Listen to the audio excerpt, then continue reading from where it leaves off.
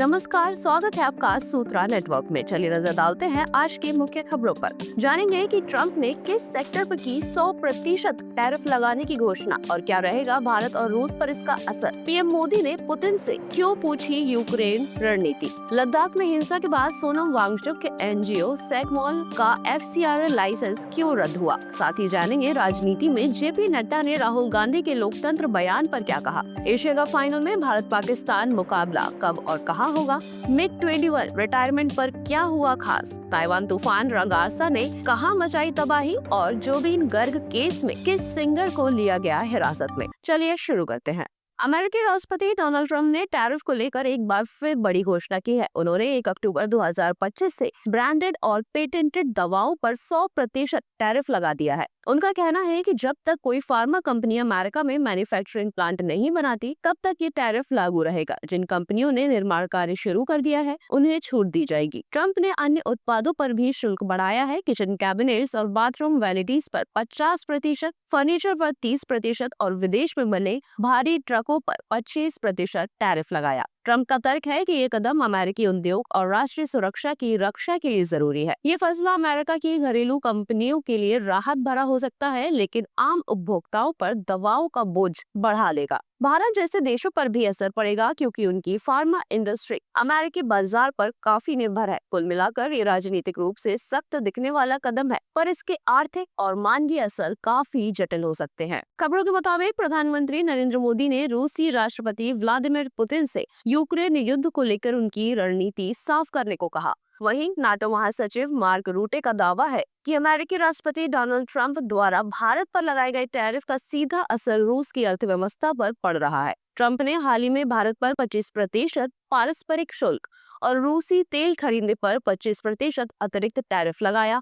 उनका आरोप है कि भारत की तेल खरीद से मॉस्को को ताकत मिल रही है और यूक्रेन पर हमले लंबे खिंच रहे हैं। ट्रंप का कहना है कि अगर नाटो देश रूस से तेल लेना बंद कर दे और चीन पर 50 से 100% टैरिफ लगा दे, तो ये युद्ध जल्दी खत्म हो सकता है। उन्होंने यहाँ तक कहा कि नाटो देशों की कमजोर प्रतिबद्धता ही रूस को ताकत दे रही है। ट्रंप की टैरिफ पॉलिसी भारत और रूस दोनों पर दबाव डालने का जरिया है, लेकिन इसका असर सिर्फ मॉस्को पर नहीं, बल्कि वैश्विक अर्थव्यवस्था और भारत की ऊर्जा सुरक्षा पर भी पड़ेगा। भारत के लिए संतुलन साधना आसान नहीं होगा। सोनम वांगचुक और लद्दाख से जुड़ी बड़ी खबर सामने आई है। केंद्र सरकार ने उनके NGO students educational and cultural movement of Ladakh का FCRA लाइसेंस रद्द कर दिया, यानी अब ये संस्था विदेशी फंडिंग नहीं ले सकती। गृह मंत्रालय का आरोप है कि वांगचुक के एनजीओ ने विदेशी चंदे से जुड़े कानून का बार बार उल्लंघन किया। ये कार्रवाई उस समय हुई जब लद्दाख में राज्य का दर्जा और 6ठी अनुसूची की मांग को लेकर हुए विरोध प्रदर्शनों के दौरान हिंसा भड़क उठी। 1988 में स्थापित सैगमॉल शिक्षा सुधार,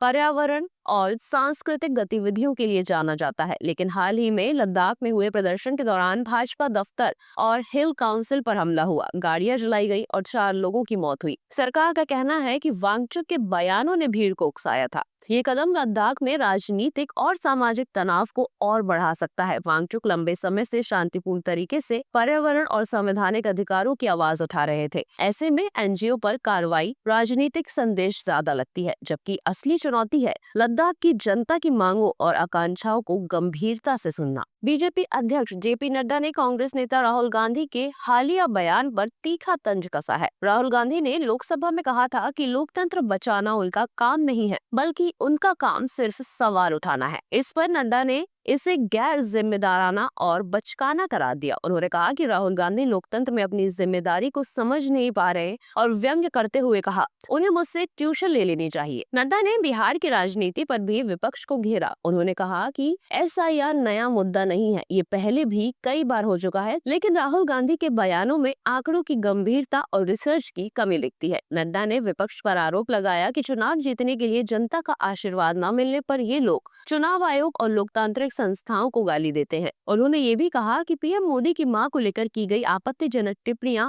अति निंदनीय है और विपक्ष की गिरती राजनीति का सबूत है। नड्डा के अनुसार बिहार की जनता ऐसी भाषा कभी बर्दाश्त नहीं करेगी और विपक्ष से अब किसी सकारात्मक उम्मीद की गुंजाइश नहीं बची है। नड्डा का हमला राजनीतिक है, राहुल गांधी को गैर जिम्मेदार दिखाना और विपक्ष को अविश्वसनीय साबित करना। लेकिन ये भी सच है कि लोकतंत्र में विपक्ष की जिम्मेदारी सिर्फ सवाल पूछने तक सीमित नहीं होती, उसे रचनात्मक विकल्प और समाधान भी देने होते हैं। पाकिस्तान ने बांग्लादेश को 11 रन से हराकर एशिया कप 2025 के फाइनल में जगह बना ली। अब 28 सितंबर को दुबई में उसका सामना भारत से होगा। पाकिस्तान के कप्तान सलमान आगा का कहना है कि उनकी टीम भारत को हराने की पूरी क्षमता रखती है और फाइनल में वापसी करेगी। उन्होंने अपनी गेंदबाजी और फील्डिंग की तारीफ करते हुए कहा कि टीम लगातार मेहनत कर रही है, लेकिन हकीकत ये है कि मौजूदा टूर्नामेंट में भारत ने पाकिस्तान को 2 बार हराया है और अभी तक अजय रहा है। साथ ही एशिया कप के इतिहास में भारत 8 खिताब जीतकर सबसे सफल टीम है, जबकि पाकिस्तान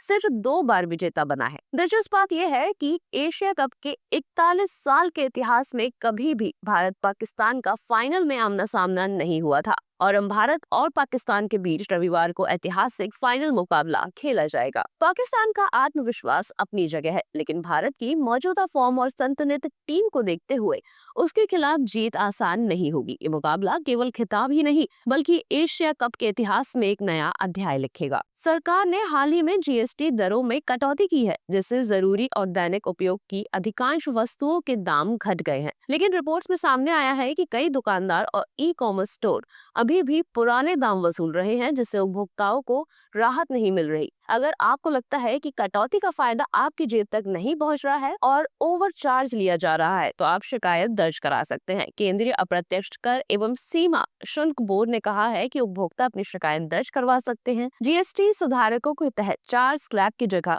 अब सिर्फ 2 स्लैब 5% और 18% रखे गए हैं, जिससे 99% दैनिक उपयोग की चीजों के दाम कम हो गए। उपभोक्ताओं को जागरूक रहना और अपने अधिकारों का इस्तेमाल करना बेहद जरूरी है, ताकि टैक्स कटौती का पूरा फायदा सीधे उनकी जेब तक पहुंचे। एंड्रॉइड अब सिर्फ स्मार्टफोन तक सीमित नहीं रहेगा, बल्कि जल्द ही लैपटॉप और कंप्यूटर पर भी चलेगा। गूगल ने एक नया प्रोजेक्ट शुरू किया है, जिसका उद्देश्य मोबाइल और पीसी के ऑपरेटिंग सिस्टम को एक ही प्लेटफॉर्म से जोड़ना है। इससे उपयोगकर्ता अपने एंड्रॉइड अनुभव को सीधे लैपटॉप या कंप्यूटर पर भी महसूस कर पाएंगे। गूगल के प्लेटफॉर्म प्रमुख रिक ऑस्टरलो ने कहा कि ये कदम एआई, गूगल असिस्टेंट और जेमिनी मॉडल जैसी तकनीकों को पीसी पर सहज बनाने में मदद करेगा। क्वालकॉम के सीईओ क्रिस्टियानो अमोन ने इसे मोबाइल और पीसी के तालमेल का सपना बताया। साथ ही क्वालकॉम ने नया Snapdragon 8 elite Zen 5 chipset launch करने की घोषणा की है, जिसे Xiaomi 17 सीरीज, OnePlus 15, iQOO 15 और Realme 8 Pro जैसे डिवाइस में इस्तेमाल किया जाएगा। ये कदम एंड्रॉइड और पीसी को जोड़कर उपयोगकर्ताओं को एक नया, सहज और एकीकृत अनुभव देगा। भारत का पहला सुपरसोनिक लड़ाकू विमान MiG-21 आज 62 साल की सेवा के बाद रिटायर हो रहा है। 1963 में रूस से लाए गए इस विमान ने 1965 से 1971 के भारत पाक युद्ध, 1999 के कारगिल युद्ध, बालाकोट स्ट्राइक और ऑपरेशन सिंदूर जैसे अहम लड़ाइयों में देश की रक्षा और शौर्य बढ़ाया। इसकी विदाई चंडीगढ़ 12 विंग एयरफोर्स स्टेशन में भव्य तरीके से की गई, जहां इसकी पहली स्क्वाड्रन 3 तंबुओं में शुरू हुई थी। आखिरी उड़ान में बादल 3 फॉर्मेशन के तहत MiG-21 पैंथर्स की 6 विमान वाली फॉर्मेशन आसमान में गरजी। Air chief marshal A T Singh और अन्य वरिष्ठ अधिकारी भी इसमें शामिल हुए। इसके साथ ही चंडीगढ़ में MiG-21 की मेमोरी लेन बनाई जाएगी, जिसमें 1963 से 2025 तक इसके अदम्य साहस और शौर्य को प्रदर्शित किया जाएगा। MiG-21 की अधिकतम गति 2175 किलोमीटर प्रति घंटा थी और ये मिशन पूरा कर फुर्ती से अदृश्य हो जाता था। रिटायरमेंट के बाद इसकी संचालन संबंधी सभी रिपोर्टें फॉर्म 700 के रूप में एयरफोर्स के पास सिमट कर रह जाएंगी। ये भारत की एयरफोर्स के इतिहास में एक ऐतिहासिक क्षण रहा। वंदे भारत ट्रेन में पैसेंजर को एक्सपायरी डेट वाला खाना मिलने का वीडियो सोशल मीडिया पर वायरल हो गया। वीडियो में देखा जा सकता था कि कैसे पैसेंजर खाने और केचप के पैकेट पर एक्सपायरी डेट को लेकर पेंट्री स्टाफ से बहस कर रहा था। उसने आरोप लगाया कि ट्रेन में पुराने और 2 साल पुराने पैकेट भी सर्व किए जा रहे हैं और ये पूरी ट्रेन में एक आम समस्या बन गई है। पुलिस अतिथि मौके पर आए, लेकिन पैसेंजर अपनी शिकायत पर अडिग रहा। इंस्टाग्राम के इस वीडियो को अब तक 34 लाख से ज्यादा बार देखा जा चुका है। IRCTC ने जवाब देते हुए कहा कि मामले को गंभीरता से लिया गया और सर्विस प्रोवाइडर पर कार्रवाई की गई। ऑनबोर्ड केटरिंग सुपरवाइजर को सख्त निर्देश दिए गए हैं कि सभी पैक्ड आइटम्स की एक्सपायरी डेट चेक किए बिना सर्व न किए जाए। इस घटना से साफ है कि यात्रियों की जागरूकता बढ़ रही है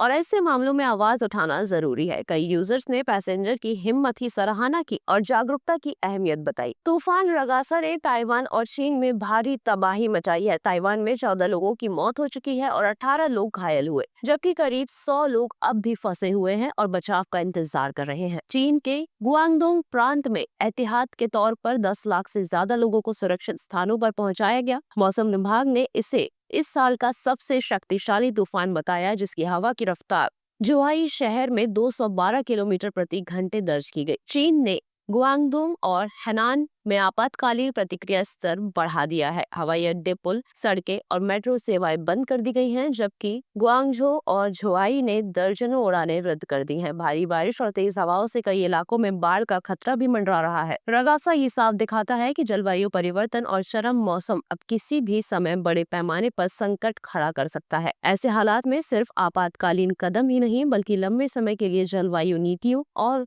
मजबूत इंफ्रास्ट्रक्चर पर निवेश बेहद जरूरी है। असमिया सिंगर जुबिन गर्ग की अचानक मौत मामले में एसआईटी ने बड़ा कदम उठाते हुए म्यूजिशियन शेखर ज्योति गोस्वामी को गिरफ्तार कर लिया है। गोस्वामी उस ग्रुप में शामिल थे जो जुबिन के साथ सिंगापुर याट ट्रिप पर गए थे, जहां उनकी मौत हुई। अभी तक अधिकारियों ने स्पष्ट नहीं किया है कि गोस्वामी पर किन आरोपों में कार्रवाई की गई, लेकिन पूछताछ और जांच जारी है। एसआईटी, जिसका नेतृत्व विशेष पुलिस महानिदेशक एमपी गुप्ता कर रहे हैं, इस मामले की गहन जांच कर रही है। रिपोर्ट्स के मुताबिक अन्य लोगों जैसे एंटरप्रेन्योर और सांस्कृतिक कार्यकर्ता श्यामकानु महंत और सिंगापुर असम एसोसिएशन के कई सदस्य भी हिरासत में लिए जा सकते हैं। जांच में ये देखा जा रहा है कि गर्ग की मौत के पीछे कौन सी घटनाओं की श्रृंखला जिम्मेदार थी। आपको बता दें कि जोबिन गर्ग की मौत 19 सितंबर को हुई थी। शुरुआती रिपोर्ट में ये स्कूबा डाइविंग के दौरान हुई दुर्घटना बताई गई, लेकिन पत्नी गरिमा सैकिया गर्ग ने दौरा पड़ने की वजह से मृत्यु होने की बात कही और स्कूबा डाइविंग से जुड़े दावों को खारिज किया। उनका अंतिम संस्कार 21 तोपों की सलामी के साथ कमरकुची गुवाहाटी में किया गया। तो चलिए जानते हैं आज की खास और रोचक जानकारी।